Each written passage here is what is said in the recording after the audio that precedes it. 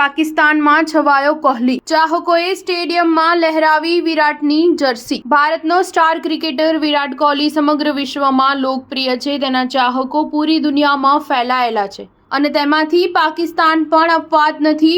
હાલમાં પાકિસ્તાનના ફૈસલાબાદ શહેરમાં ચેમ્પિયન્સ વન ડે કપ રમાઈ રહ્યો છે, જેમાં એક પ્રશંસક વિરાટ કોહલીની જર્સી લહેરાવતા જોવા મળ્યો હતો। હવે ઇન્ટરનેટ પર આ પ્રશંસકની તસવીર વાયરલ થઈ રહી છે। પાકિસ્તાનના ક્રિકેટરો ઘણીવાર કહી ચૂક્યા છે કે વિરાટ કોહલી પાકિસ્તાનમાં ખૂબ જ લોકપ્રિય છે। જો કે કોહલી અત્યાર સુધીમાં પાકિસ્તાન સામે એક પણ ટેસ્ટ મેચ રમી નથી, પરંતુ વન ડે અને T20 ફોર્મેટમાં તેનું પાકિસ્તાન સામે શ્રેષ્ઠ પ્રદર્શન રહ્યું છે।